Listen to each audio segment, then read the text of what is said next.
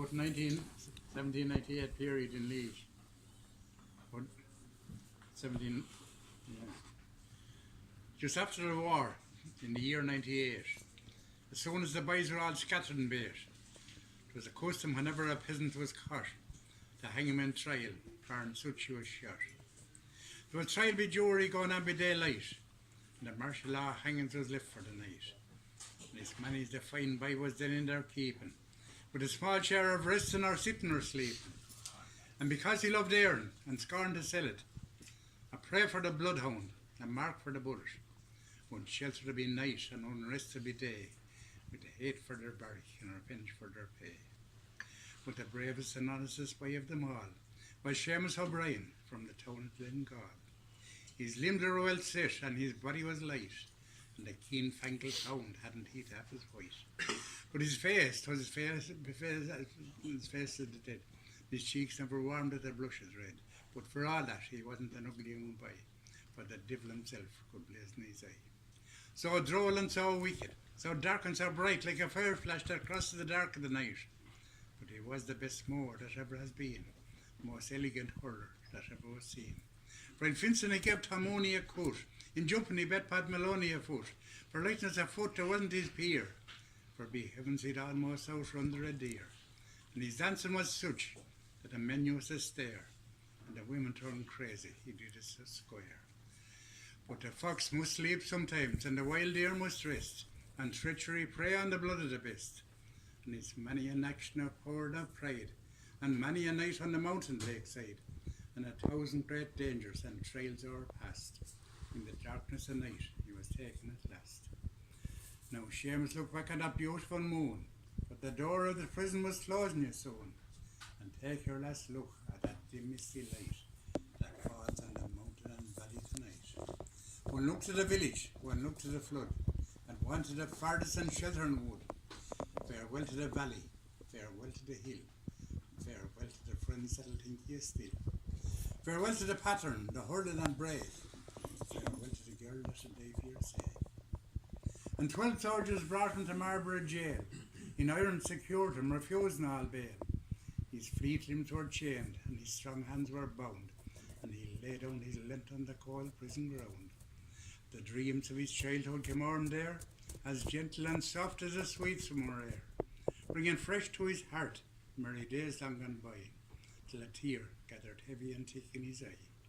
But the tear didn't fall, for the pride of his heart wouldn't suffer one drop down his cold cheek to start, and he sprang to his feet in the cold prison cave, and he swore with the fierceness that misery gave, that by the hopes of the good, the cause of the brave, that when he was mouldering in his cold grave, his enemies never should have it to boast, his scorn of their vengeance one moment was lost. His bosom might bleed, but his cheeks would be dry, for no doubt he lived, no doubt he'd die. Well, as soon as a few weeks were over and gone, a terrible day of his trial it came on, and there was such a crowd, there was scarce room to stand, with soldiers on guard and dragoon sword in hand. And the judge settled out so determined and big, with a gown on his back and an elegant wig, and silence was called, and a minute was said.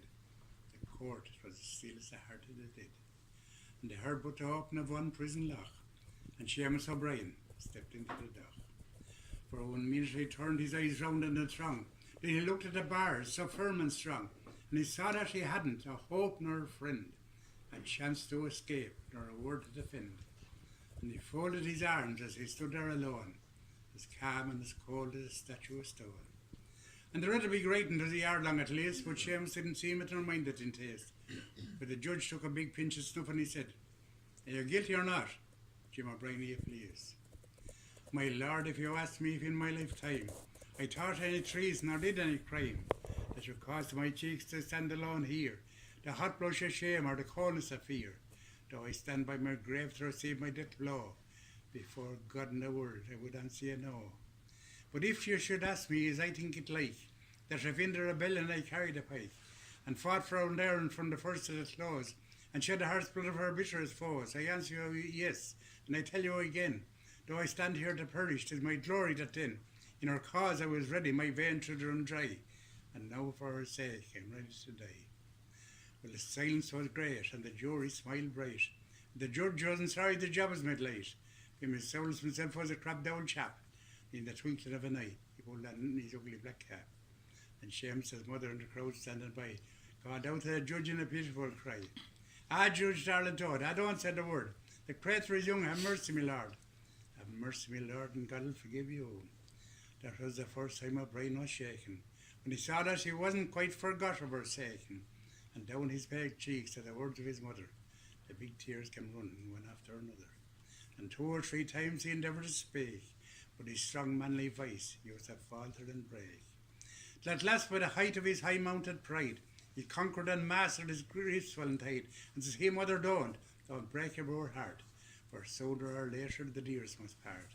Your God knows that's better than wandering in fear, and the bleak trackless mountains among the wild deer. To be in the grave, where head, heart and breast, from labour and sorrow forever shall rest. So now, my good mother, don't cry any more. Don't have me seeing broken now in my last hour, for 'tis my wish when my heart's lying under a raven, that no trauma can say that I died like a craven." And then towards the judge, Shamus bent down his head, and then the solemn death sentence was read. Well, the morning was bright, and the sun shone on high, and the lark whistled merrily in the clear sky. But why are the men standing idle so late? And why does the crowd gather thick in the street? What come they to talk of? What come they to see? And why does the long rope hang from the cross tree? Now, Shamus O'Brien, pray fervent and fast, for saints will take your soul for this day your last. Pray fast and pray strong, for the moment is nigh. Though proud, strong and great as you are, you must die. Well, at last it threw open the big prison gates, and out came the soldiers and sheriffs in state, with a car in the middle, and Shamus was in it, not paler but prouder than ever that minute. A wild wailing sound came on by degrees, like the sound of the lonesome wind blowing through trees. On to the gallows, the sheriffs have gone, while the car and the soldiers move steadily on. Now under the gallows the car takes its stand, and the hangman gets up with a rope in his hand. The noose is made ready, his neck is made bare, for the grip of the life-strangling cord to prepare, and the good priest has left him, having said his last prayer. But the good priest did more, for his hands he unbound, and Jim, with a daring leap, jumped to the ground. Bang, bang goes the carbines, and clash goes the sabres. He's not down, he's alive now, attend to him, neighbours. By one shout from the people, the heavens were shaken, a shout if the dead of the world had awakened. The swords may glitter, your carbines go bang, but if you want hanging as yourselves you may hang. Tonight he'll be sleeping in Lord Lynn, the devil is the juice, he'll catch him again. Well, the sheriffs ran this way and the soldiers ran that, and Father Malone lost his noose on the hat. And the sheriffs are both of them punished severely, and fined like the devil because Jim done him fairly. Well, a week after this, without firing a cannon, a sharp Yankee schooner sailed out of the Shannon, and the captain left word he was going to Cork. The devil of it, he was bound for New York. The very next spring, one bright morning in May, just 6 months after that great hanging day, a letter was brought to the town of Kildare, and on the outside was written out fair, "To old Mrs. O'Brien, in Ireland or elsewhere," and inside began, "My dear good old mother, I'm safe and I'm happy. I'm not going to bother you reading. With the help of the priest, I send you enclosed enough to pay your way to the land of the free and the brave America. And there you'll be happy and never made crying, so long as your mother to Shamus O'Brien. Give me love to sweet Biddy, and tell her to beware of that spalpeen that calls himself Lord of Kildare. And say to the judge, I don't now care a rap for himself nor his wig nor his dirty black cap. And as for them dragoons, them paid men a slaughter, tell them I love them as much as the devil loves holy water. So now, my good mother, one word of advice, feed her sack of good bacon, potatoes and rice, and tell me sweet Biddy that the best way of all is now and forever to leave old Glengall, and come with you and take a snug cabin berth, and bring us across to the old Shamrock, and start out from old Ireland, take passage at Cork, and come right across to the town in New York, and it's there you'll find me, without much trying, at the Harp and the Eagle, kept by Seamus O'Brien."